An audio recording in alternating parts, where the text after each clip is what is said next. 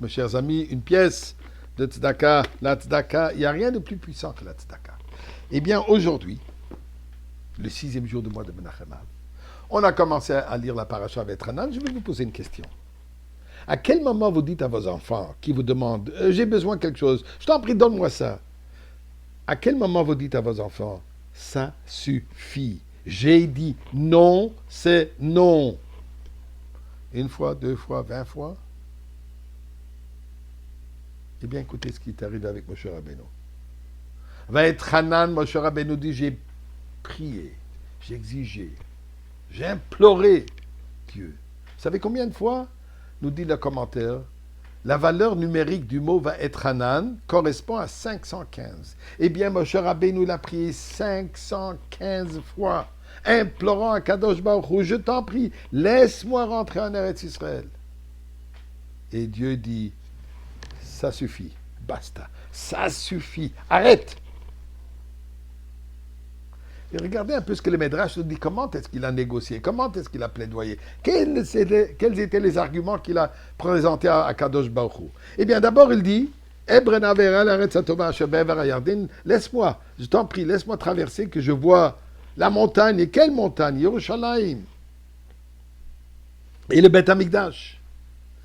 Comme Moshe Rabbeinu a vu que ça, en bon québécois, que ça ne marche pas, que Dieu n'accepte pas. Alors Moshe Rabbeinu, il a tracé un cercle et s'est assis à l'intérieur. Il dit, je ne bougerai pas d'ici jusqu'à que tu n'auras pas annulé les décrets. Ensuite, il s'enveloppa dans un sac et se couvrit de cendres et se tint debout en prière et supplication devant Kadosh Baruch Hu. Jusqu'à le ciel et la terre et les lois même de la création commençaient à trembler. Dieu alors a annoncé à toutes les portes de chaque ciel et de chaque porte de chaque cour que la prière de Moshe Rabbeinu ne devrait pas être admise. Certainement, Moshe Rabbeinu dit à Dieu, si tu ne me permets pas de rentrer dans le pays, au moins permets-moi de rentrer comme une bête des champs, qui broute l'herbe et boit de l'eau et voit le monde de cette façon, que mon âme soit comme l'un d'entre eux.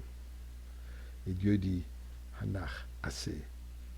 Alors je t'en prie, dit Moshe Rabbeinu, permets-moi d'entrer le pays, comme un oiseau qui vole de l'air aux 4 coins de la terre, de voir ça d'en haut.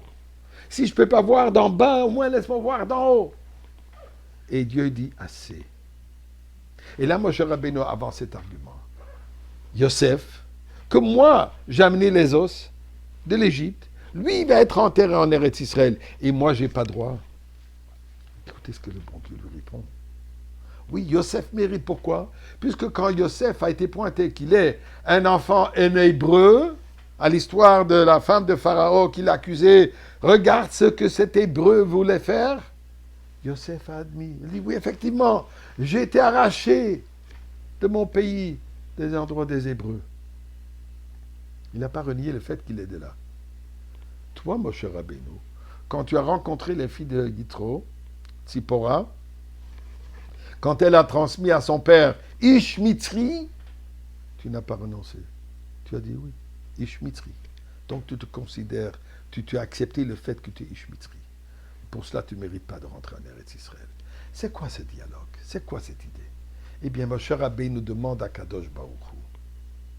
C'est pas moi. Ce que je te demande, c'est pas pour moi. Pour moi, je peux rentrer comme une petite fourmi, je peux rentrer comme une bête, je peux rentrer comme un oiseau.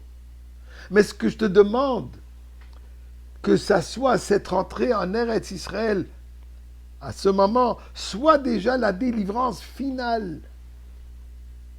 Que ce ne soit pas un Beth Amikdash premier, deuxième temporaire, mais que ça soit déjà le Beth Amikdash éternel et la délivrance éternelle. Que je vois ça d'en dessous, que je vois ça d'en haut, ça c'est par rapport à moi. Mais ce que je te demande, que le peuple mérite, que ça soit la délivrance finale. Eh bien, dit à Kadosh Baruch Hu, Moshe Rabbeinu, regarde ce terme que tu as utilisé, Ishmitri. Ça veut dire que le peuple a encore cette ambiance égyptienne en elle. Malgré le fait que je les ai sortis d'Égypte, mais l'Égypte n'a toujours pas quitté de chez eux. Ils ont toujours un peu cette identité égyptienne. Ils se voient encore dans cette image de l'exil, dans cette image de la culture égyptienne. Ils ne sont pas prêts encore pour la délivrance finale. Il y a encore un long processus, dit Akadosh Baruch Hu. C'est ça ce que Moshe Rabbeinu plaidoie pour la cause juive. Il dit, je t'en prie, fasse que ça soit la goula déjà maintenant. Et Dieu dit, toi tu es prêt, eux ils ne sont pas prêts. Ça va venir, tu verras de loin en temps. Puisque quand le moment viendra, ils seront prêts. Eh bien, Akadosh Baruch Hu, Moshe Rabbeinu de notre génération nous a dit que nous sommes prêts. Tout est prêt. On est prêt.